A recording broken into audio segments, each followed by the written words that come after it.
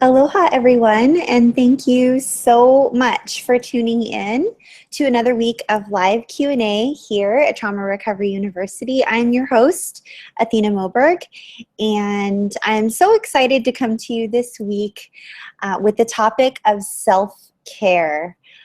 This is a struggle for a lot of survivors. I've received a flood of messages from everyone over just the past couple of days regarding just struggles with taking care of ourselves. And why do we struggle so much, Athena? And does it ever get easier? And can you help us with this, or can we talk about this? This would be great for a discussion.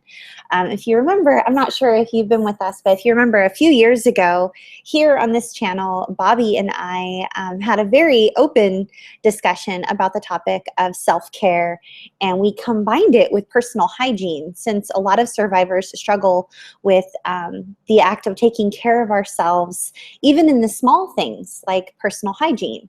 And there are reasons for this. There are very real and explainable reasons for this, especially if you are an adult survivor of childhood sexual abuse. So that brings me to, who am I, and are you in the right place? If you are an adult survivor of childhood abuse, specifically childhood sexual abuse, then you're in the right place. My name's Athena Moberg. I'm an adult survivor of childhood abuse, many forms of child abuse, specifically childhood sexual abuse. And I show up here every week and I do live Q&A, and I hang out with all of you, the global community of adult survivors of childhood trauma, specifically childhood abuse, even more specifically childhood sexual abuse or human trafficking, childhood sexual exploitation. There are a lot of us that are all hanging out over on the Twitter feed using the hashtag #NoMoreShame. And even here in the YouTube chat box, which I can't see right now for some reason. I have a really hard time being able to broadcast and then see the YouTube chat box all at once because I'm not on the mobile app. If I was broadcasting live from my mobile phone, then I would be able to see you guys. But I have awesome volunteers that are moderating the YouTube chat box, the Twitter feed, and just all the different ways that we get questions from you guys coming in on these different topics. So welcome, welcome. If this is your first time here, I'm so excited, and I just want to welcome you. And if you are here because you're here every week and you have been for a few years, and I just want to say thank you. Thank you for coming back. Thank you for showing up. Thank you for supporting everyone in the chat boxes. Thank you for just volunteering and reaching out and asking how you can help, and just for your sweet messages and your kind voice messages. There's a voice app on my website at athenamoberg.com where you guys leave voice messages almost every week. Some of you leave messages weekly, checking in just to see, like, Athena, how is it going? Or, hey, could you talk about this topic in a couple weeks because I'm struggling with this? Or, hey, you mentioned something in the video last week that really struck a chord with me. I had kind of a light bulb moment, and thank you. And let me just share my story with you. And it's so awesome to hear your guys' voices, to receive your emails, to receive your tweets. And I'm honestly a little overwhelmed with the volume, and I'm having a hard time getting to everybody on Facebook and vetting everyone and welcoming people into groups. And I'm having kind of a hard time getting to everyone on Twitter. And then there's also all of the YouTube comments. And you know what I forgot to do? I forgot to pause and see if you guys can hear me because I was having audio issues. If you can hear me, can you give this video a thumbs up? And let me just check and see. I have someone over here on Slack that is helping me to make sure that you guys can hear me. Let me see really quick here. Yes, audio good, video good. Oh, I'm so excited. Awesome. Oh my gosh, I already have questions coming in for you guys, from you guys, like right now, live. Okay, let me try to get back to where I was here. There we go. Hi. Okay, so one second, let me just get a drink of water. This is going to be a very lively 90 minutes, I am sure. I'm so excited that you guys are here tonight. Hold on one second. Okay, Thank you. Just needed a drink of water. So welcome if this is your first time. Welcome if you are a return visitor and you're here every single week and you hang out with us every week. Either way, I'm so excited to have you here, and I just invite you to keep coming back every Monday, 6 p.m. Pacific, 9 p.m. Eastern. And then also, I want to be really mindful to tell you that if you have experienced any type of child abuse, first of all, you're not alone. Second of all, there are so many resources for you, and you can reach out to our friends over at RAINN, and that's RAINN, the Rape Abuse Incest National Network, and they can be reached at rainn.org. Or you can reach them if you're located in the United States or in Canada. You can reach them at 1-800-656-HOPE, HOPE. And they will be happy to talk with you and answer your questions. And that is where I would love for you to go if you are triggered or if you are in crisis.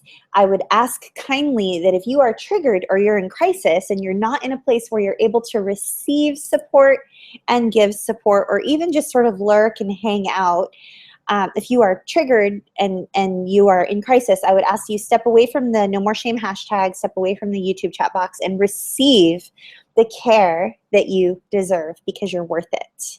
And a lot of times as survivors, as you guys know, if you're here and you are a survivor, we sort of suffer in silence. It's the thing we do. So, and we suffer in silence well. We've mastered it. And I want to encourage you to perhaps shift that perspective and know that it's not necessarily a good and brave thing for you to continue to suffer in silence when you are in a place where you can reach out and receive the care you deserve. Yes, you're brave. Yes, you're strong. Yes, I'm so super proud of you, but I plead with you. I ask you, I encourage you to reach out and receive the support you deserve, because you're worth it. And I would love for you to just know, just deep within you, that you're worth it. Know that you know that you know that you're worth it. You're worth that care. You're worth that listening ear. You are worth that helping professional that can be there for you and be fully present with you and validate your feelings and help you through a rough time. You're worth it. And someone needed to hear that tonight, one of you. I don't know which one of you, but I know that someone needed to hear that tonight. So welcome. I'm so happy you're here. Obviously, this week's topic is self-care. And I just want to share real transparently with you guys. I've been struggling with some self-care. I've been struggling. In fact, I had a business coach a couple years ago. She had some sort of a contest of some sort. And one of the incentives for the contest that my business coach was having is a spa day to your favorite spa. And I thought, you know what? I struggle with like wanting to do nice things for myself. I know. I'll win this contest, and that's going to help me. That's going to help me solve my self-care issue. I'll win this contest. And maybe it's this that I can't normally, like I can't afford to take care of myself. Maybe that's what it is. Maybe the reason I don't go to a spa or like go do something relaxing for myself, and I'm not easily able to take care of myself, is because I can't afford it. Maybe it's a money thing, right? Because I have some money blocks, and maybe that's what it is. And so I know what I'll do. I'll win this contest. I know I can win this contest. I'll act now, and I'll do all the things that she's saying, and I'll win this contest, and I'll get this spa day to any spa that I want, right? And I'll go and I'll take care. I'll have this wonderful day of self-care. That's what I'll do. And I proceeded to put myself out there, and I did. I did everything I was supposed to do, and I got awarded this any spa day, a spa day at any spa you like, and I won. And it was mine. All I had to do is, just call and make an appointment and go. And I didn't. And this was a couple years ago, okay? I really struggled with that. And then I shamed myself for not doing it. Shamed myself, like, Athena, when you went to all this trouble, and, you really should have taken this coach up on the offer and cashed in that spa day for yourself. What's wrong with you? What's wrong with you? Obviously, this isn't a money thing. This is something deeper, Athena, because here you have this spa day and you're unable to even use it and enjoy it for yourself. Something's wrong with you. And I began to shame myself.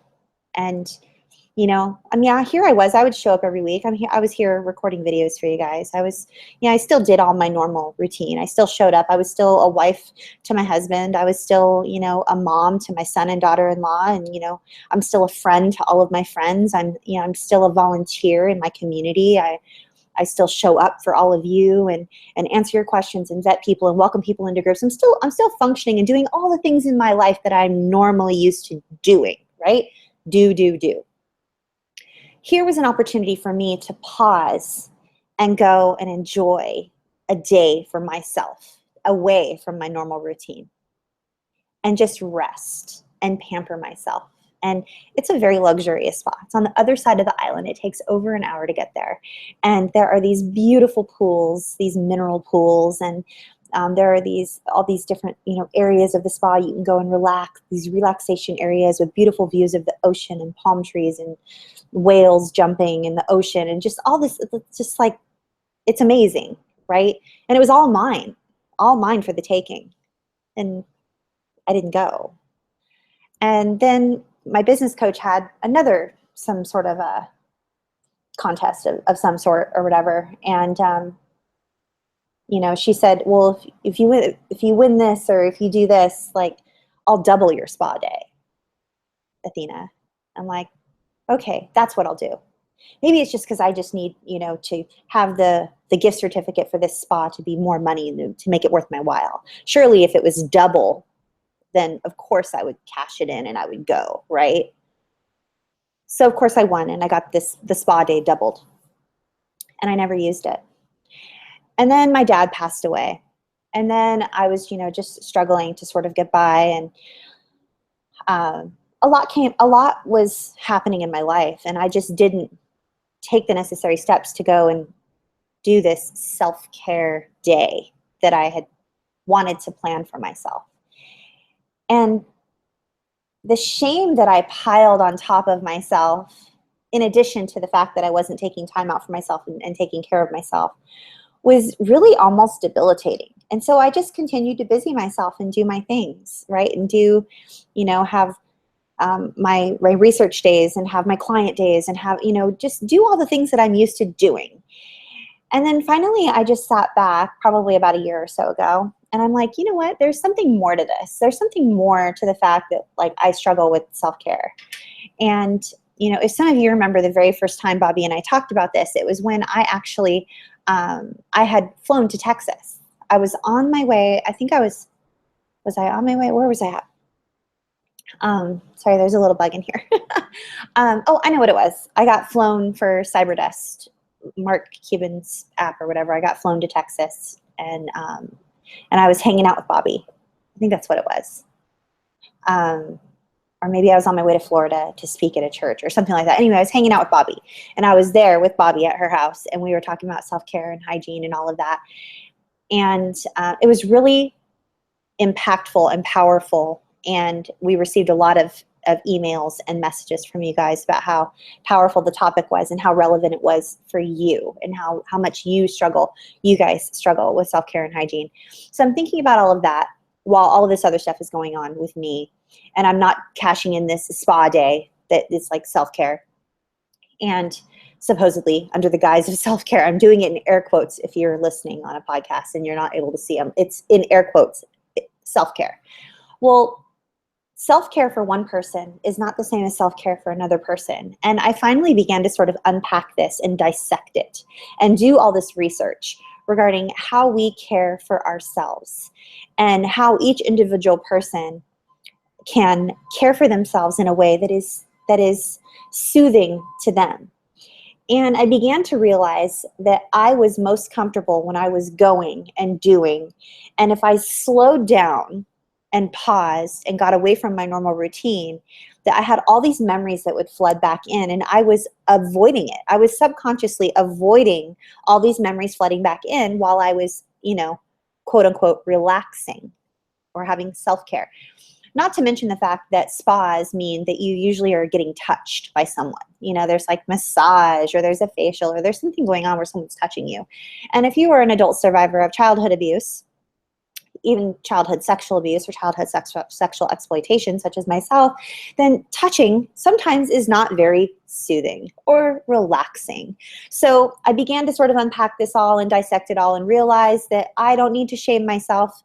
There are reasons why a spa day isn't necessarily self-care for me.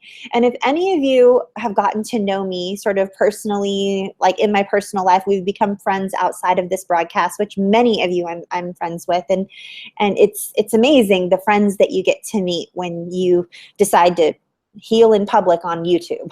You all of a sudden get this, you know, flood of people that are like, wow, I totally resonate with you. Wow. And then you really just end up making awesome friends. So if any of you, those of you that are here, have gotten to know me, you know that one of the most tremendous acts of self-care that I enjoy personally on a very regular basis is to hop in my little pickup truck and go for a drive. Now, there's a reason that me hopping in my little pickup truck and going for a drive is quote unquote self-care. It is soothing for me. My little pickup truck is my happy place. It is my safe place. It is where I love to be. And there is a reason for that. There are many reasons for that, actually. When I was a little girl and I was living with one of my abusers and their second or third or whatever spouse that we were living with at the time, my dad would come to pick me up, and he would whisk me off and take me away from the violence and the trauma and the drama and the drugs and the alcohol and the violence and the abuse and the police activity and just all of the weirdness and trauma that was my daily life. And we would go in the car and we would be driving for hours because my dad didn't live close by. He would drive far to come get me, and then far to take me back to where he lived. And then we would go other places and we would drive. And so driving began to be something that I really look forward to. My soul was at rest in the vehicle. My soul was at rest in the car. While the car was driving, going, moving, didn't matter if we were in traffic, how fast we were going, where we were going, I was subconsciously and consciously at rest and at peace and happy. And I knew that I was on my way to getting some sort of food, which I didn't always have healthy food or food made available to me in the place where I was living at the time. Sometimes it was spoiled food. Sometimes it was food that was just not delicious and it just at all. And you weren't allowed to complain about it because, again, remember, guys, you should just be grateful.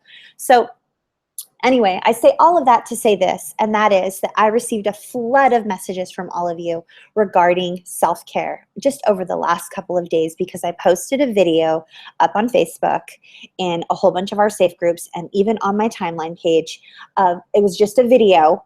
And I just pulled over to the side of the road and I decided, you know what, that is beautiful right there. The ocean is beautiful and I'm going to videotape this. And I normally don't share a lot about the place where I live because every single effing time I share about the place I live, I get some sort of a-hole that says, must be nice, your life is perfect. How can your life not be perfect? You live in paradise. You know, must be nice. And it's just not a pleasant experience for me to receive those messages because they are very, very, very similar to the messages I receive from a lot of my quote unquote loved ones or family members. So I digress.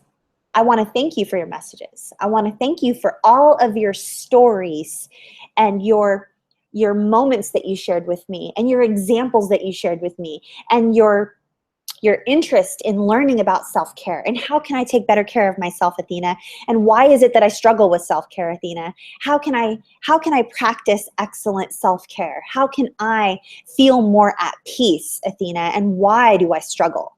So thank you. I'm so glad that you've sent those messages because it has sparked this conversation here on Live Q&A. And I'm going to go over and I'm going to just check out the questions that you're sending for me. I do have an awesome screen share for you that is very similar to the screen share from that video. Hey, Harriet, if you could pop up the original hygiene and self-care video that was recorded a few years ago here on a YouTube card, that would be amazing. So they can go back and watch the one of Bobby and I talking about hygiene and self-care. But you know, I have a screen share that's very similar to that one. A lot of similar points. And it was just inspired by all of you. So wow, there are 36 of you on the YouTube app, and I'm sure there are just as many of you over on YouTube. And I am just so excited that you all are here. And I'm going to go over and I'm going to look at your questions now. So a special thank you to Jack, who is screenshotting for the Storify, and he's over in the YouTube chat. A special shout out to Matt, who is moderating and posting questions for me to answer. He's playing double duty right now as well. And just a big aloha to Maggie out there. Everybody say hi to Maggie for me and tell her that I love her. She's on Twitter at UncornyLiving. Thank you to Heather for just being like an awesome dose of sanity and peace. And thanks to Kalisha for being just amazing and awesome, and for moderating our Instagram account over there on Instagram at Survivor Community. And I want, if you guys are here live, if you could do me a huge favor right now, one of our weekly regular members, it is her birthday. I mean, you know how I'm really horrible at remembering birthdays on the birthday. I'm really wanting to get better at this. But today happens to be Joey's birthday. So if you are on Twitter, maybe you could tweet Joey, or if you're on YouTube, maybe Joey's on YouTube. I'm not sure if she's on Twitter or YouTube or both. But if you guys could wish Joey Lesage a happy birthday, that would be super awesome. She is excited to be spending, she sent me a message saying she was excited to spend her birthday here with her family and her real loved ones. So we're excited that you're here with us on your birthday also. And I'm going to go over and look at some of your guys' questions now. So thanks for sending your questions in. And let's see here. That is not where your questions are. There, that is where your questions. Okay. Oh, where am I? Here I am. Okay. And thanks for tweeting out the link for the live stream, you guys. Oh, and thanks to Poppy's Mission for making those awesome memes that have all of our crisis hotlines. And thanks to Kalisha and Matt for tweeting those out. And just thanks to all of you awesome volunteers and all of the moderators and all of the groups, and just you guys for all showing up. I'm just so grateful for all of you guys. So let's see here.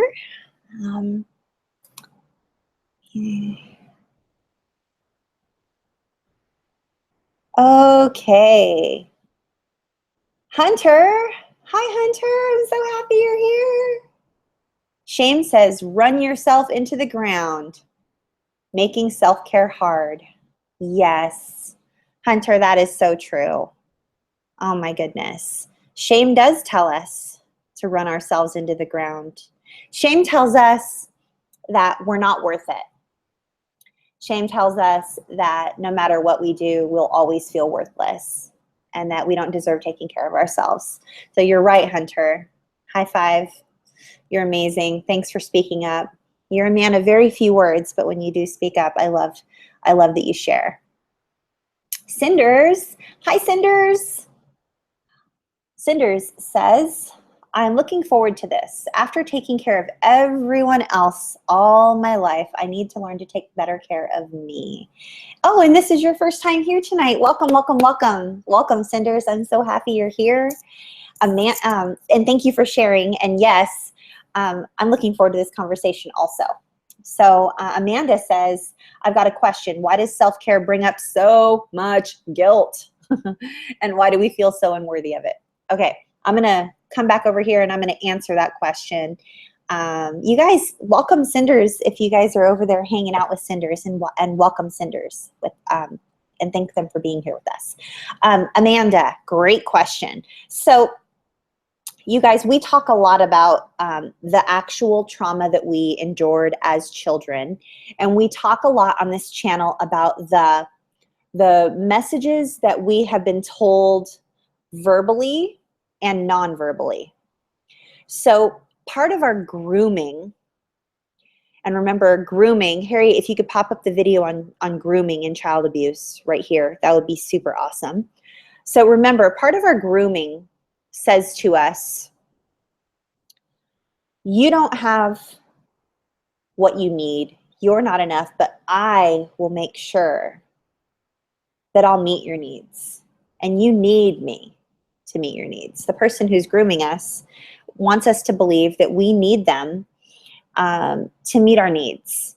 And part of our grooming is also having our selves, our self-esteem, our strength, our will, our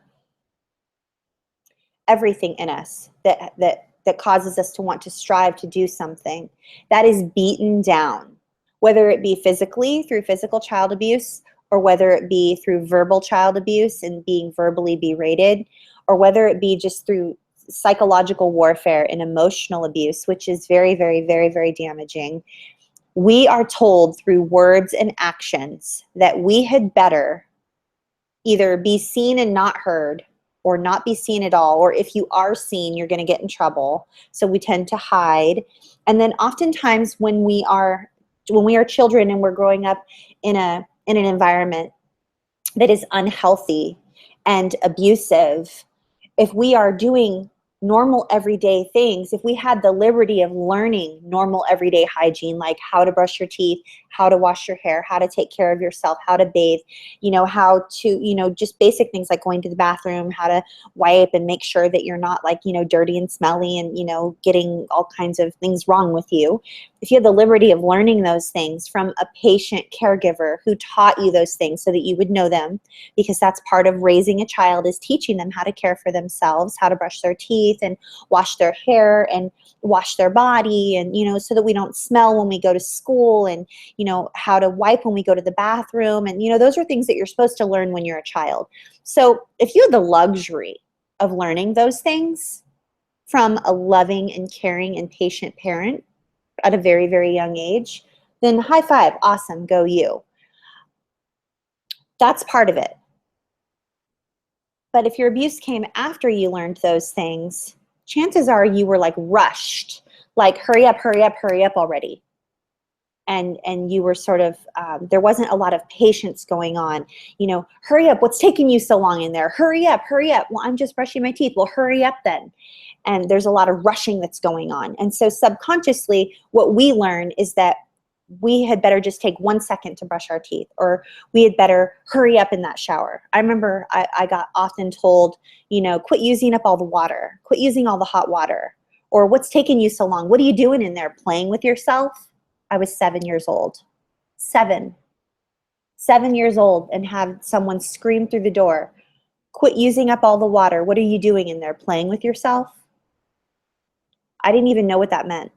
I thought playing, like I don't even have any bath toys. I'm not even allowed to take a bath. I have to take a shower, and I have to take it in 3 minutes. And like, it was just super duper duper duper stressful. So what I learned through words and actions is that I wasn't worth taking care of.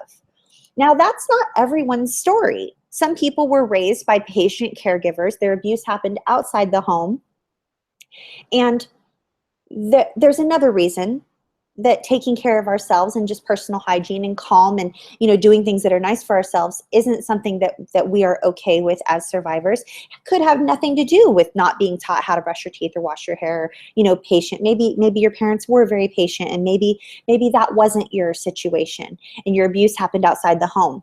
However, in comes a whole nother layer of this, and that is, we began, in order, as a child, we reason as a child. We don't reason as adults when we're children. So we can't take our adult reasoning skills now and apply it to when we were children, because that's unfair. We can't put that kind of pressure on the younger version of ourselves for not responding and doing things that we should have done, or that we would have done had it been us now in our adult minds reasoning what we should have done then. So let's say you had patient parents who were loving and kind, taught you how to brush your teeth, taught you how to wipe, taught you how to clean, taught you how to wash your hair so that the shampoo didn't get in your eyes and you didn't hurt your eyes, and or bought you the No More Tears shampoo so that if it did get in your eyes, it didn't hurt you, or whatever, right? We're all just talking about hygiene here. Okay, this is just the basic taking care of ourselves, self-care, which is the most basic, which is hygiene. Now, let's say you had patient parents and the abuse happened outside the home. What we end up coming to the conclusion of as children, because we don't have adult reasoning, as a child, if our bodies are being touched and abused, we come to the conclusion that if our bodies are not acceptable or attractive or looking good or smelling good or not taken care of, then it will repel the person that is abusing us. So enters and begins what can be construed as slovenly behaviors or uncleanliness, because we have reasoned as a child that if we're dirty, then perhaps people won't touch us or won't want to be near us. I had a gal in my very, very, very first sexual abuse group that I went to. This is probably about 11 years ago, 10 years ago. And she, when she was 19, she was in a car with her friends and they caught a ride with this guy that one of their friends knew. Well, he pulled off to the side of the road and her two friends got away and ran. She couldn't get away because of the shoes she was wearing. And this man that was driving proceeded to attempt to rape her. Well, she lost control of her bladder and her bowels. And so here she peed and pooped all over herself because she was afraid for her life and she was afraid that she was going to get raped. And he literally left her and didn't rape her and didn't hurt her because she lost control of her bladder and her bowels. Her losing control of her bladder and her bowels saved her from being raped and possibly harmed in other ways. And she ended up walking miles barefoot because she couldn't walk in the cute shoes she was wearing. And she ended up getting help and reporting and so on. So now, of course, I'm sure she didn't pee and poop herself on purpose, but that's just one example of, like, you know, subconsciously, I'm sure she probably like that must have been something that was going on subconsciously. I'm only supposing. But one of the reasons, if not many reasons, why we struggle to take care of ourselves is because we were told through thoughts, words, and actions of others that were our quote-unquote loved ones or caregivers that we were not worth taking care of. Whether that was, I'm not buying you vitamins because they're too expensive, which means to a child, I'm not worth the vitamins. I'm not buying that type of food for you. No, it's too expensive. I'm not worth that type of food. Can I wear those type of clothes to school like everybody else is wearing? No, we get our clothes at Salvation Army. A child reasons it's because I'm not worth it. I'm not worth the good clothes. And so we begin to feel as a child, many children who were abused as children and now are adults who are struggling, have reasoned in their child's mind and have adopted this practice of thinking this, and it has stuck with us all of these years. I'm not worth it. And what we reason as children when we come to the conclusion that we're not worth it is because we are bad, or we are unacceptable, or we are gross, or we are disgusting, or we are fill in the blank with another shame-filled description of yourself. Now, there are many people out there who are probably going to send me messages like, well, Athena, none of this made any sense to me. Like, yeah, I struggle with self-care, but I had loving parents and they were patient, and all of this doesn't make any sense to me. And that's totally fine. If this video is not for you, it's totally fine. Take the best and leave the rest. Maybe some other videos on our channel will be for you. Maybe this particular topic is a little deep and it's just not something that applies to you. And that's okay. But I happen to know that some of you out there, the ones that email me, the ones that have shared with me your story, the ones who have pleaded with me through tears while they're writing emails, have shared with me how much you struggle with taking care of your body. Simple things: brushing your teeth, washing, wearing deodorant, showering, washing your hair, taking care of your fingernails. Simple things. You struggle. And the shame that you feel from struggling with those small details of your life, I would, after speaking with many of you and dialoguing back and forth via email with many of you, I have come to the conclusion, and I have deduced, that if your abuse, your sexual abuse, happened at a very young age, younger than the age of 8, it is likely that you could be struggling in adulthood with daily hygiene and daily self-care. There are some of you who were sexually abused in your teens. You had already learned how to brush your teeth, wash your hair, take a shower, do all these things. You'd already learned it all. You already had those tools in your arsenal. Those were things you learned when you were like 4. Like, Mama, look, I brushed my teeth, you know. You learned how to wipe, you learned how to clean yourself. You had the No More Tears shampoo, you know, and your abuse didn't happen until you were a teenager. So this isn't something that applies to you, and that's okay. But this topic applies to many of you, the ones that have shared with me that this applies to you and that you struggle with it. And that's this video is for you. It's not for all of you that don't struggle, so no need to send me any nasty grams and tell me to talk about stuff that does apply to you. There are 200 hours of video on our channel. You can go find that.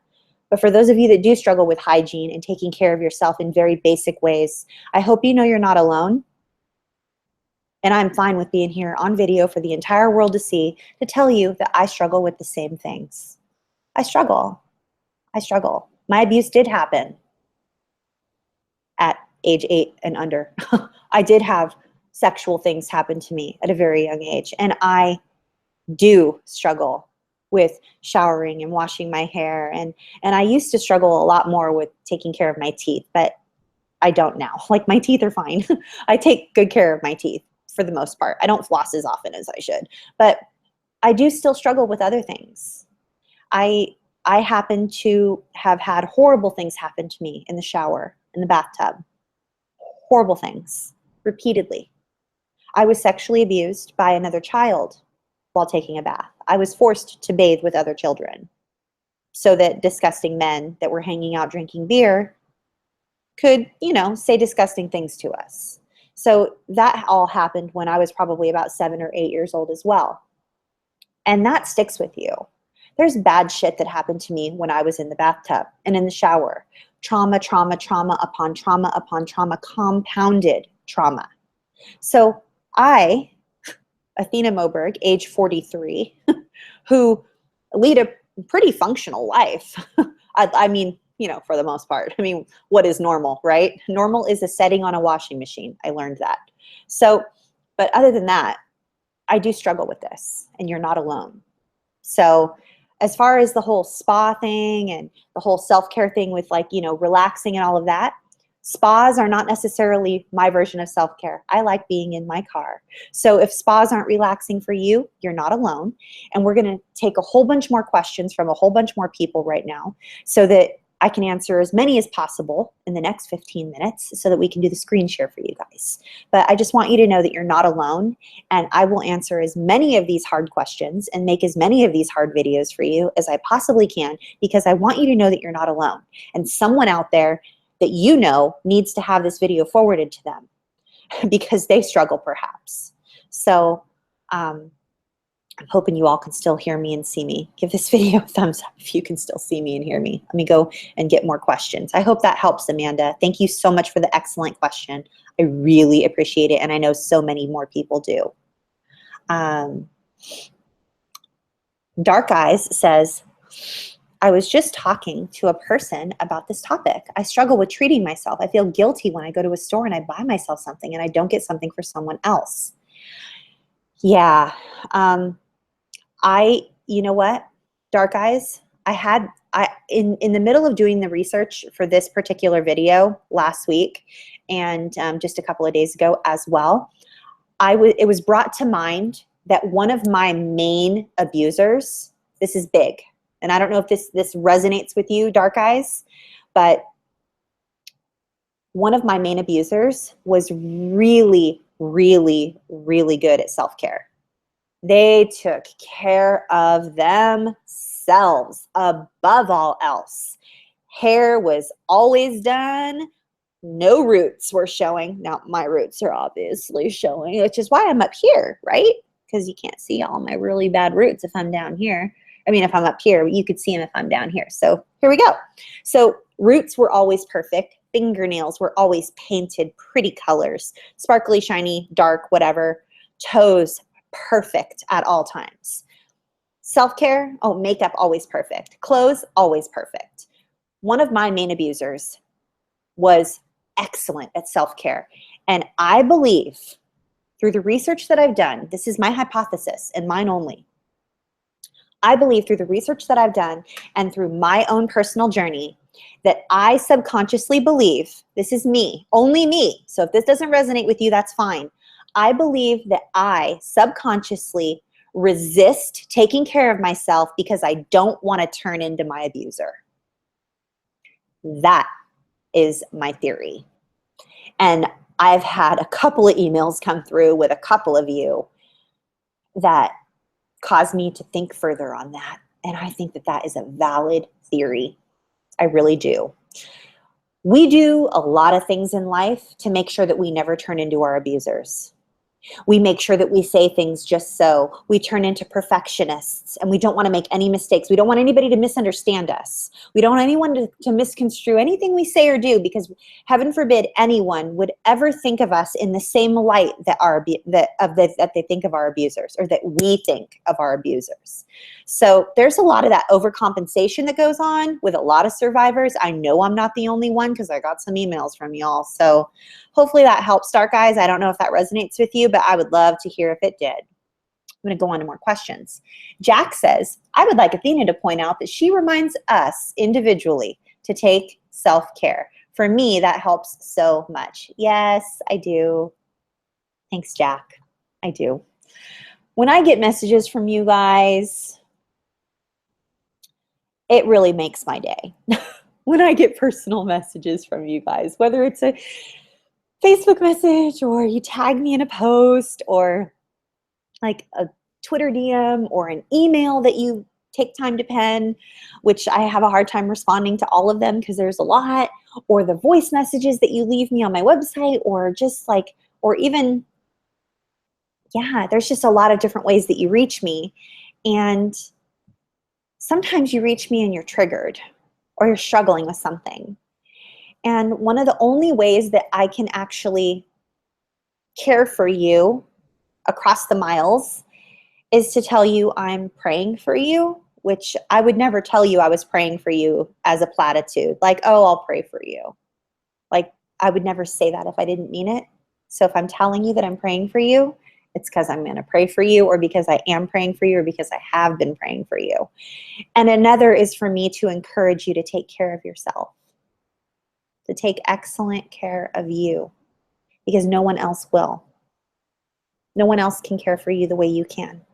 And once we get past that block that says we're not worth it, and once we get past the shame that we pour on ourselves for having the block that we have for not taking care of ourselves, then we can actually care for ourselves in ways that we deserve.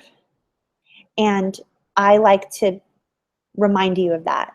And I do remind you of that personally as often as I can. If I correspond with you personally, I will likely be either A, telling you that I'm praying for you, or I'm praying for you verbally on SpeakPipe and praying like you're telling me your prayer requests, and then I'm messaging you back with a voice message with a prayer, like praying on your behalf, interceding on your behalf, or I'm encouraging you to take care of yourself and to pause and to be kind to you. So yes, yes, yes. If you are in a good place and you're feeling really solid and you're not struggling and triggered right now, find just one person that you know is struggling and message them and let them know that they need to take care of themselves and that they should be kind to themselves and that they could find something to practice excellent self-care, whatever would calm them or soothe them. Whether it's a nice song that they like to listen to, or a fun hilarious, funny movie that brings good memories, or just a way that would help them feel something that makes you feel just so, that makes you feel good. For some people, that's 80s music. For some people, that's 90s music. For some people, it's watching, Ferris Bueller's Day Off or Breakfast Club. Or, for my husband, that's watching an Eagles concert. He loves to watch the Eagles concerts on our TV. So, just find something that makes you feel just so, where you just don't have a care in the world. You're feeling really good. And do that more, because you deserve it. And I just want to give you permission to do that. If no one's ever told you, take care of yourself, it doesn't make you selfish. I want to be that person to tell you, take care of yourself. It's not selfish. You deserve to be taken care of. You deserve to never have been abused, and to have been taught how to take care of yourself properly, and how to live and how to love yourself and others. And if no one has ever done that for you, then here I am. I'm doing that right now. So thanks, Jack, for that reminder, for sure. I like to remind you guys to be kind to yourselves. Next question. John Harvey says, hey, John Harvey, high fives. Thanks for being here. How do we do self-care safe? Okay. Well, John Harvey, I would say a prerequisite to self-care with others is surrounding yourself with safe people. So determining who is safe, and then surrounding yourself with those safe people. And if you have a little bit of trouble of being able to discern who is safe and who isn't, I highly, highly recommend a book by Townsend and Cloud titled Safe People. And once you can determine just intuitively who is safe and who isn't, then surrounding yourself with those people is actually a tremendous act of self-care in and of itself. And you begin to feel better more often. Like on a regular basis, you begin to feel better because you're no longer surrounding yourself with people who are triggering you all the time. Because unsafe people who are toxic or manipulative in nature, exploitative, they look to sort of jab you and just poke you in ways and like push your buttons in ways that are just really uneasy, like cause you to feel uneasy. Those are not the type of people that are going to create an environment of self-care for you. That's not really a calming or soothing thing for you if you're looking to practice more self-care. So I would say read the book Safe People. Huge fan of that book. And you will just by default, after reading that book once or twice, referring back to it as needed, just by default, you will automatically be surrounding yourself with safer people, and you'll automatically feel better on a more regular basis. So I hope that helps, John. That's a great question, though. Really great question. Simi in the house. Simi says, I have learned more about reminding myself to do self-care since I joined this family than any other group I've been a part of. Oh, I'm so glad. I'm so happy to hear that. You guys, just hearing that type of a testimony about our community is just, it's really, it's wonderful. It's awesome. And I feel like I'm just being like showered with self-care right now. I feel like this is a tremendous act of self-care for me just to be here with you guys, because that's heartwarming and awesome. Thank you so much for sharing that, Simi. Sue Jorgensen says, my favorite things to do that I can enjoy, like a little kid playing in a garden, horses, and cooking. I have shoulded myself so much that it was becoming unenjoyable to enjoy myself. Yes, I can so relate to this, Sue. I have such a hard time. I have such a hard time doing things and listening to that little part inside me that wants to do certain things. But I love how you mentioned playing in a garden or being around horses or cooking. I too have shitted myself all over the place. And it was very unenjoyable to enjoy myself because I was guilting myself for enjoying myself. And it was just something left over from my childhood. But I have learned how to take care of flowers in a garden, which didn't used to be enjoyable for me because I was forced to pull weeds in the hot California sun and get sunburns and blisters and got made fun of. And it was horrible. And I wasn't allowed to go inside. I had to stay outside. I didn't have food. I had to drink out of the garden hose. I mean, it was just like, I don't have good memories of weeding and pulling weeds. And like, it was part of my abuse. But I have since in my adult life learned to take pleasure in pulling the weeds and planting flowers, and certain smells of certain flowers are enjoyable to me because I learned in my adult life to practice that in a way that is self-care rather than part of my abuse. I sort of reframed it. I reframed it for myself, and it was super helpful. And horses were a part of my childhood, and they were one of the only things that was actually enjoyable for me, and it was an escape to get away from the abuse. But sometimes when I would smell horses, it would be triggering for me because I would remember that one of my abusers told me that they murdered my horse, and that's why I didn't see my horse. My horse was gone, and they said they killed it. And I still to this day don't know if they were lying or they were just saying it to be harmful or just to get a rise out of me, but I never saw my horse again. And so that was really, really, really, really painful. But I have since reframed that and then found a friend here on the island. And I even took my husband horseback riding and sort of reframed that. And then as a little girl, I never learned how to cook, Sue. I always wanted to learn how to cook. And when I did try to learn how to cook, I got scalded with oil, and I got screamed at, and it was part of my abuse. So I've reframed that, and I'm learning how to cook as a 40-something-year-old, and it's really awesome. And so, yeah, I was experiencing what you describe as it was unenjoyable for me to enjoy myself.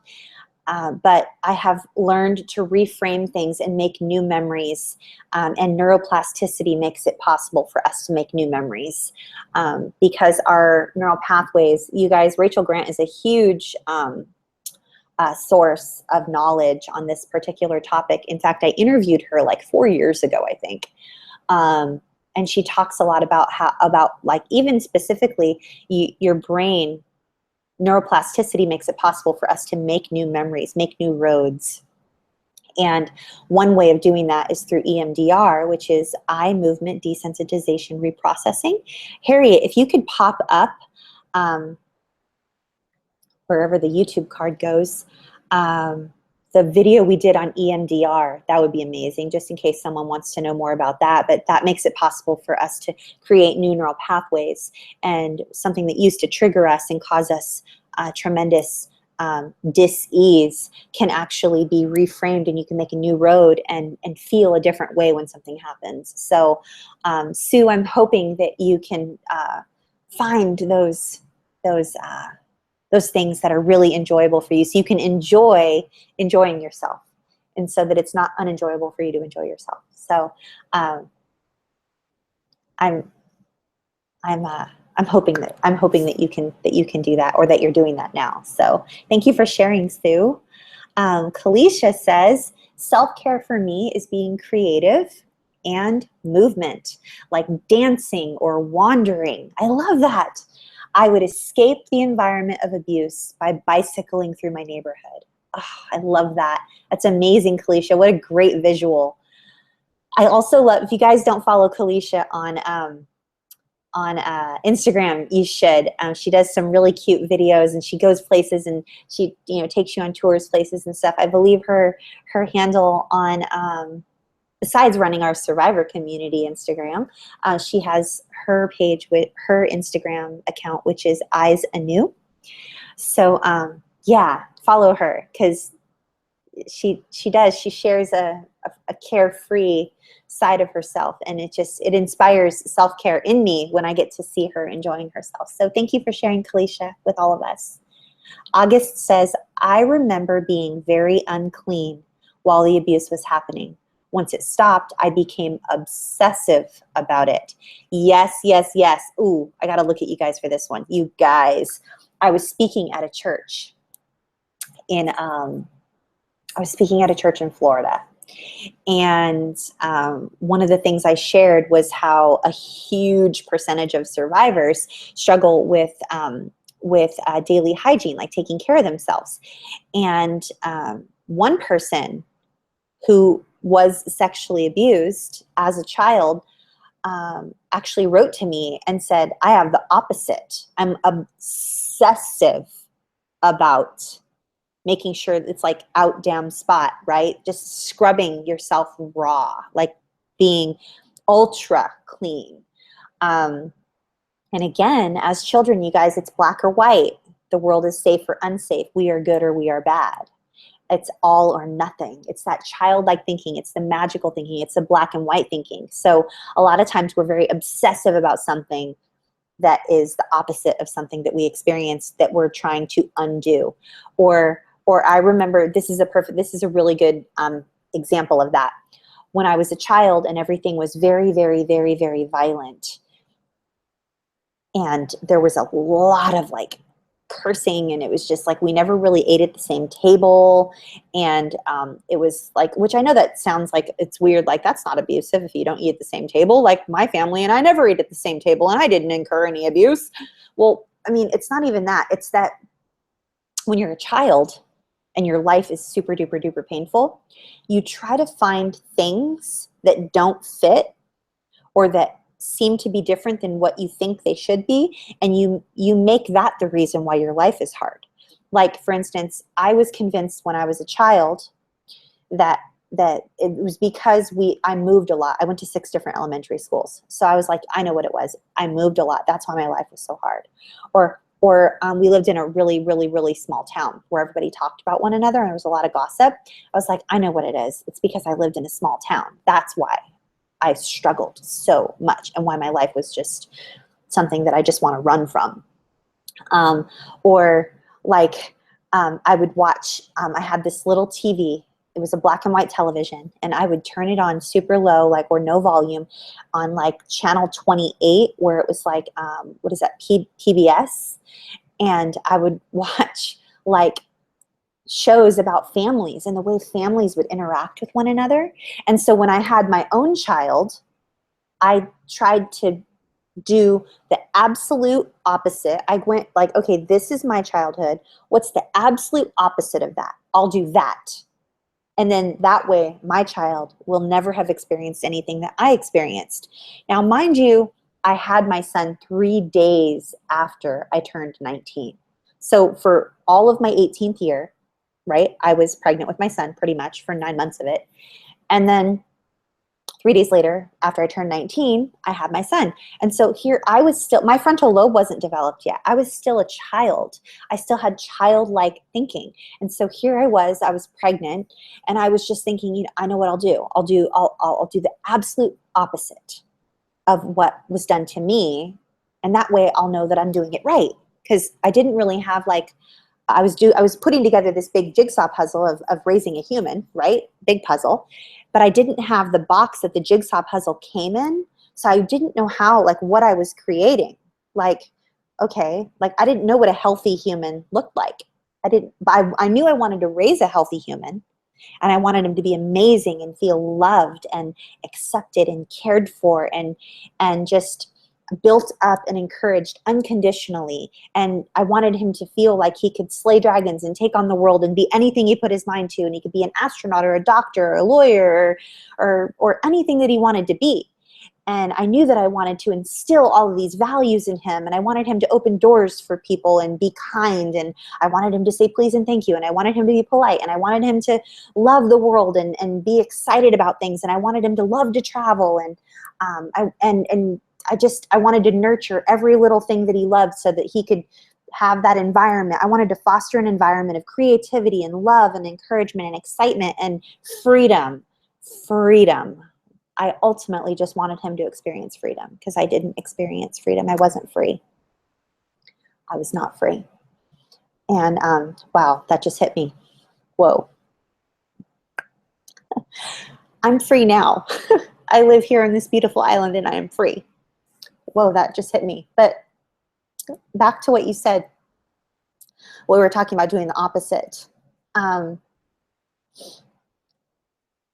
when August is saying she was very, very dirty during the abuse, and then she found after the abuse she was obsessive about making sure that she wasn't dirty, or even the gal that messaged me and wrote to me about instead of being slovenly and struggling with daily hygiene, she was the absolute opposite, and she was obsessive.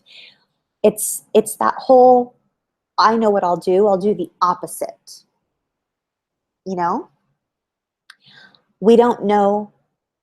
If it wasn't modeled for us and we don't have the puzzle box, that the jigsaw puzzle box, and we can't match it up and like have something that's modeled for us, or we don't have a role model of like, I know I want to be just like my daddy. I want to be just like my mommy when I grow up. I want to be just like my Nana. I want to be just like my papa. I want to be just like grandma. I want to be just like grandpa. I want to be just like Uncle Frank. If we don't have that, then we invent something. We reinvent the wheel every single day until we feel like we might have gotten it right. And that's what I did. And chances are that's what you guys, some of you might be doing as well. And that's okay. It's okay that you do that. Please don't shame yourself for doing that, because you're doing the absolute best you can. And guess what? Your best is good enough. And it's wonderful to know that you care and that you want to do it right. So just because we do the opposite sometimes and we don't have it all figured out doesn't mean that something's wrong with us. It just means that we're learning and we're a work in progress, you know? But that was a great, great, great question and great comment, August. Thank you for sharing. Kathy Bobathy, hi Kathy. Kathy Bobathy says, how do we even learn about self-care when we were not cared for? Great question, Kathy. By reaching out. By reaching out.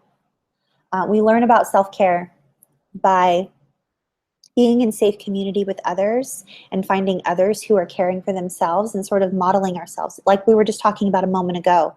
If we don't have it modeled for us, we don't know how to do it. So I was trying to lead by example and walk my talk, and pause and do some extra self-care this past week. And over the course of the past month, I've been moving and transitioning and relocating and purging items and packing up a 4-bedroom house and getting rid of furniture and transitioning into a temporary spot. And I'm getting ready to move again in a couple weeks. And I have family coming to visit from the mainland, and just I have a lot going on. And I'm also trying to run a business, and I also have tons of private clients, and I have, you know, people that need to be welcomed into groups, and I have all this stuff going on. And it's like, when am I going to pause and breathe for myself? So I was trying to lead by example, and I went and I was driving, and I just pulled over to the side of the road, and I decided to just sit there and just watch the water, watch the ocean. And I drove to another spot, and I got out of the car, and I just decided to take these videos and just breathe in the beauty that was around me and model that for you guys. So Kathy, the quick answer is you reach out and you find someone who's living a life that you admire and that you enjoy watching and enjoy being around, and you sort of model what you're doing after that. So when I was single, and I was very happily single, but I decided that someday I might want to have a boyfriend or be in a relationship, and I wanted it to be healthy. I didn't want it to be the way that the relationships were when I was growing up. Like, I didn't want it to be abusive. And so I remember seeing this couple at church. This is probably back in like 2008 or 2009, maybe 2008. I don't know. It was like, who knows? It was like,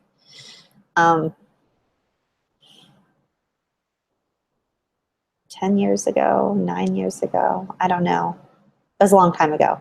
I decided that I might want to have a boyfriend or like date, and I wanted it to be healthy. I didn't want it to be unhealthy. And I saw this couple at church, and I sat behind them all the time. And I enjoyed the way they interacted with one another. Their names are Jim and Tamara. And I remember seeing Jim. He was officiating a funeral. He was a part-time pastor or whatever.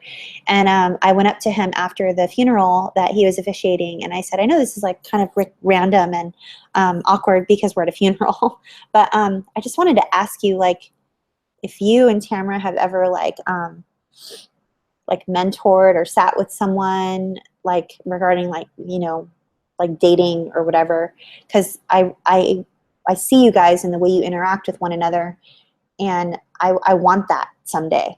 Like, I want what you guys have, and I just don't have the first clue of how to get there, because I'll mess it up. Like, every time I have a relationship, I mess it up. I somehow sabotage it. I run away from it. I destroy it. It's just what I do. So would you guys like contemplate, or would you consider like mentoring me on like how to be like dateable or like be a girlfriend to someone? Because I love sitting near you guys. I love watching you interact with one another. And I mean, just simple stuff. Like they would like during the church sermon, they would like lean in and say something to one another, and they would both sort of smile and giggle, or like he'd have his arm around her, or like she'd reach over and like hold his hand, or like there was just this playful and ease of communication between them that was healthy. And there wasn't a trace of abuse anywhere. And it wasn't awkward, and it wasn't forced, and it wasn't weird, and it was just natural. And it was attractive to me, and I wanted it. I wanted that for myself someday. And so I asked him if he and his wife would like mentor me, or like consider sitting with me and just sort of like talking with me about it. And he said yes. He goes, let me just talk to Tamara and find out when's okay with her, and then yeah, you can come over. Like, how about, you know, like Tuesdays, or I forget what day of the week it was, but it's like 9 years ago. But so I did. I went over to their house every week, and I just sort of sat with them and like just asked them relationship questions, and they never shamed me or made fun of me.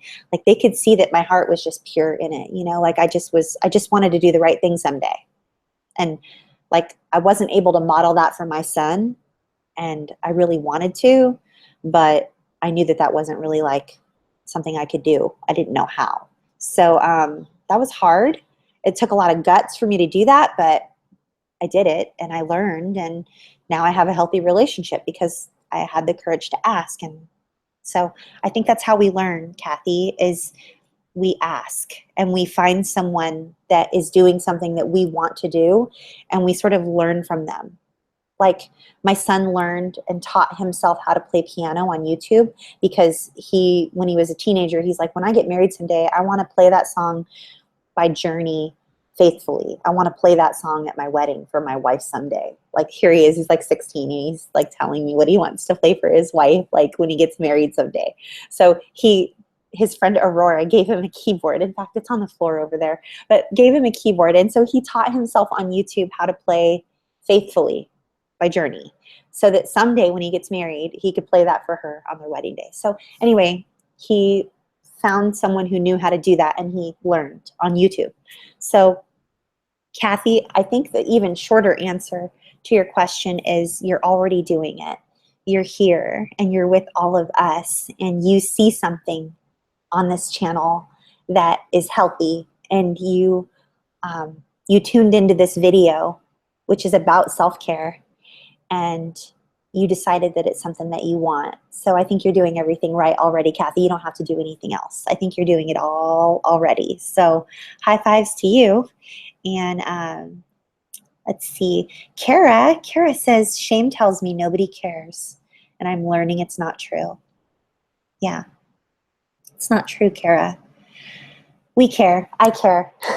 I don't even know you per se, but I care for sure. And I know that all of my peeps that are here on this channel, all of the 2,500 peeps that subscribe, that are in 180 countries, I'm sure every one of them cares, because people who care are the ones that I seem to attract now that I'm healthy, and now that I'm a safe person, I tend to attract safe people. So, I mean, obviously, there could be people that are on this channel that are predatory and I don't know it, but I'd say you're in good company, Kara, because I care. Even if no one else does, I care, but I know my peeps and my peeps care. So that's just shame lying to you. So I'm so glad you're here. August says, learning that sometimes I need to rest and it's okay. Before I would hate myself. Yes. Oh my gosh, August. I allowed myself to come home the other day and just take a nap. I think it was yesterday. Yeah, I got home and I just went and I just laid down for an hour and a half. I didn't say anything to my husband. I didn't tell him, hey, I'm going to go lay down or anything. I just went back and just did my thing. And it just was so liberating and I didn't hate myself for it, but it's a huge area of growth for me too. So you're definitely not alone, August. Just T137 says, I don't often do much for myself. I still have trouble finding what I like. Ooh, I'm so glad someone brought this up. Just T137, we don't know ourselves yet sometimes. Sometimes we've been in such a state of survival, a perpetual survival from the time we were children, that we don't really know ourselves and we don't know what we like. We don't know what we like. We don't know what calms us. We don't know who we are or what we dislike or what we like or what we want or what we don't want. Like, all we know is we just don't want to be in abuse anymore, and we don't want any trace of abuse in our lives at all, any trace of chaos, any trace of dysfunction or predatory people. Like, that's all we know. But it's okay to take time to get to know yourself. Like, I'm getting to know that I just don't like spas. Like, spa days are not my thing. I'm not shaming myself for it anymore. I'm just not a spa day person. I want to be. I like the result. I like when the facial lady like gets all your pimples and pops them and makes your face look perfect. Like, but I'm just not a spa person. Like, and I like the result of feeling my muscles all relaxed when someone massages me, but I don't like being touched. So I'm just not a spa person. And but it took me a really long time. I used to work at a spa. I worked at the spa at the Ritz-Carlton, and I'm not a spa person. So it's like, I thought I was a spa. I thought I was supposed to be a spa person. So anyway, we just got to get to know ourselves. So good for you taking the time to get to know yourself. That's super awesome. Heroes Don't Wear Capes is making a comment and asking a question about showering as a kid. If my family was around, my stepfather would bang on the wall within 2 minutes for me to hurry up. But if family weren't home, he would make me shower with him. Yes, heroes don't wear capes. You are not alone on this. You are not the only person. You are not the only person that this has happened to. I was forced to bathe with other people as well. It's definitely not just you. And to this day, showers are triggering for me because of that, but you're not alone. And thank you for being brave enough to share that here. You're not alone. And I hope that you find some peace in knowing that you're not alone in that. Heroes don't wear capes. Des, hi Destiny. Hi, high fives. Des says, being disabled and a survivor, a lot of my abuse was around independence and doing things for myself. So pushing me to do things for myself, I shut down, and it seems as if self-care is lonely. Oh my goodness, I'm so happy that somebody mentioned self-care being lonely. I need to finish up questions now in a moment because I got to do the screen share. So, but I want to talk to you, Des. So, yes, you guys. Since self-care feels really foreign to us because we were not taught to care for ourselves, and we were sometimes told that we were selfish, or that, oh, what are you doing? Well, yeah, you're just selfish. Like, I was told that I should just be grateful for everything I have. Even though I had an abusive home, I had food that was spoiled or that had bugs in it, I was abused regularly, sexually, physically, emotionally, and verbally on a daily basis. And I was exploited. And I was manipulated. I was gaslit. There was constant abuse going on in my life. But I was told over and over and over and over again, as part of my verbal and emotional abuse, that I should just be grateful. And so taking care of myself and finding something that I felt grateful for was triggering for me. Like even feeling grateful was triggering because I was told so often that I should just be grateful. And so sometimes when we learn how to care for ourselves, like for me, being alone as a child was like one of the only safe times. Like my abuse happened around everybody else, but I had very few times, there were very rare times that I was all alone. And so even like being by myself sometimes can be triggering because it's just like I'm waiting for the other shoe to drop. I'm like, yeah, something bad's going to happen because I can't be by myself for too long because I know someone's going to come or I'm going to be forced to do something. Like it's just there's a little bit of a mind screw that goes along. But when you're caring for yourself and you're teaching yourself new things and you're learning new skills, it can feel very lonely. And Des, I'm not physically disabled, so I don't want to say that I understand where you're coming from because I'm not, I want to be really mindful on what it is that I do understand. Now, I do understand abuse, but I don't understand being disabled because I'm not physically disabled. I was temporarily for a few months. I was physically disabled and handicapped, and I was unable to walk. I couldn't even get myself to the bathroom because I shattered all the bones in my ankle, and it was a bad situation. And I was completely helpless. And it was very, very, very, very triggering to feel that helpless. And that was probably about 11 years ago that happened. And that was devastating and so triggering and so hard. But I want to encourage you, Des, that even though self-care and some things can feel uncomfortable or lonely for a period of time, it won't always feel that way. I promise that there will be a shift. It might take some time, but there will be a shift. And I'm hoping and praying that you'll like stick with it. Stick with it. Stay with us and don't give up because you're doing awesome things and you're here with us often. So, and I know you're receiving the care that you deserve finally, and you're in our groups and you're here with us and you're ministering to others. And I'm just hoping that it gets less lonely after a while. I'm hoping that you feel the love of our community. So thank you for sharing. Shy Sharon. Hi, Shy Sharon.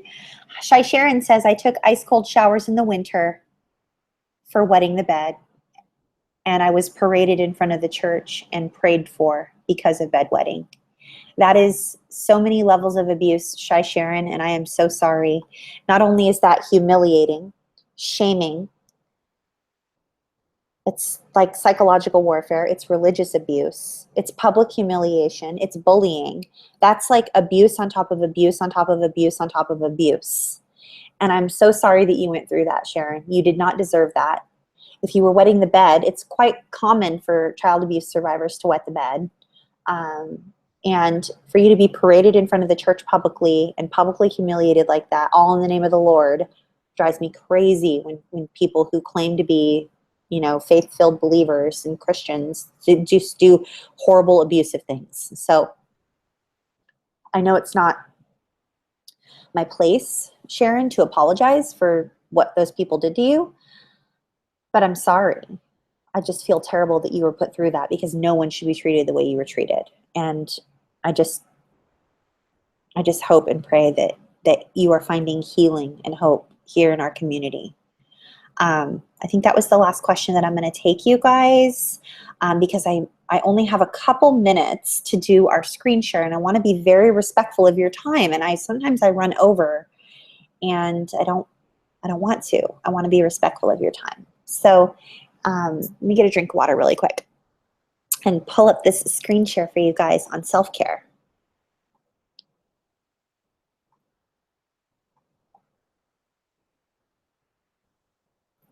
Can you guys see that okay? If you can see this, give this video a thumbs up or let me know in the chat box if you guys can see the screen share. That would be amazing.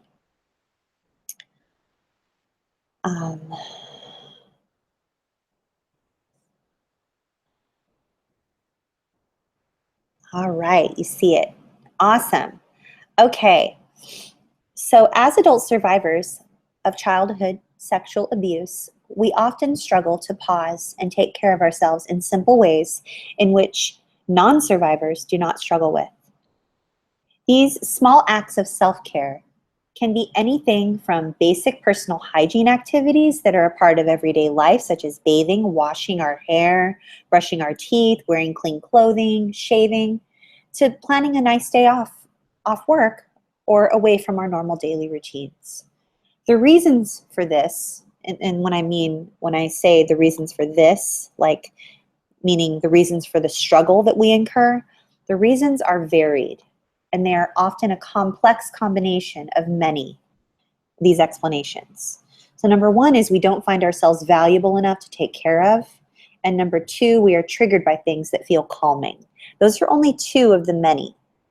Okay, we did talk about many tonight as I was answering your questions, but that's only two. So just a reminder, please don't shame yourself if personal hygiene and caring for your body is difficult for you.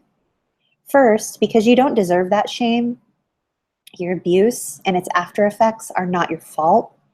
And second, the shame spirals into self-loathing and even more shame, which easily becomes a nasty downward spiral. Instead, you deserve grace and understanding. Some of these challenges around personal hygiene and self-care will resolve themselves as you do your healing work. Others will require a direct intervention to resolve. Until it's the appropriate time in your recovery to address either of these options, here are some tips to help you establish the healthiest possible self-care and personal hygiene. Number one, limit or loosen your expectations for personal hygiene. Set up a daily list of tasks, those tasks that you need to complete each day, such as brushing your teeth and applying deodorant. Number two, for the remaining activities, set up a schedule that allows you flexibility, such as washing your hair and showering on Monday, Wednesday, and Friday. Number three, identify activities that are usually triggering and result in flashbacks or dissociation. Hey, Harriet, if you could pop up a YouTube card to the dissociation video so that everyone here knows what dissociation is if they're not familiar with dissociation, that'd be great. There will be a video, a link that pops up regarding dissociation here if you guys are not sure what that is, if you're new here. Devise a strategy to cope with those, such as playing music while you shower and focusing on the songs rather than what's going through your head. Next bullet point. If bathing and showering is difficult because it involves being naked, you may consider wearing a swimming suit. Next bullet point. Try to ensure that you have as most privacy as possible. I think I meant to say as much privacy as possible. Typo.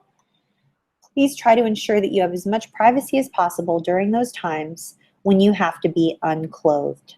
Install locks on your doors or place signs on doors asking people to knock before entering. Next bullet point. Compensate for difficult hygiene and self-care activities by adjusting other areas of your life.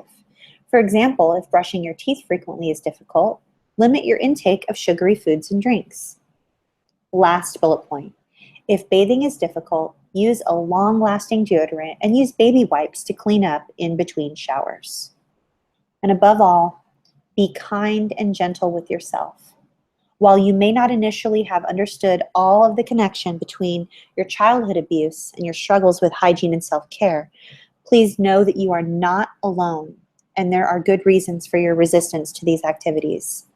Work on healing your trauma and reach out to your safe community in times of struggle. In time, you will find personal hygiene getting easier and less challenging. So I hope that was helpful for you guys. I really enjoy being with you here every single week, 6 p.m. Pacific, 9 p.m. Eastern, every single Monday. And I will be keeping you guys in prayer. And I've had several of you email me and message me and ask me if I would consider at the end of these broadcasts sharing some Bible verses and praying with you, since I'm a woman of faith. Out of respect for some of the other survivors that have incurred religious abuse and other types of ritual abuse, I'm contemplating starting a different YouTube channel so that you guys can, for anyone who is a Christian or who enjoys learning about the Bible or would like me to pray for you, that at least you'll have a place to go if you are an adult survivor of childhood abuse, specifically childhood sexual abuse or any type of childhood abuse, that you would have someone who's a woman of faith to share from a biblical perspective and to pray for you. So, and I haven't forgotten about the food issues group that we're going to be starting up, and I have not forgotten about mental health mornings and walks along the beach and so forth. I'm definitely going to be doing more of that. So I really enjoy being here with you guys. Thank you so much for being here. Please give this video a thumbs up if it's helped you at all, and forward it to someone you know who feels alone and feels like they're the only one and is struggling. And please check out our About section on our YouTube channel to know how to get plugged into Safe Community. And your patience is appreciated because it takes me a while. It could take a week or a month to get welcomed into a group. It just takes a long time sometimes. So I appreciate your patience. And if you're on Roku, watching this on a Roku device, thank you for all of the 5-star reviews. I'm so grateful.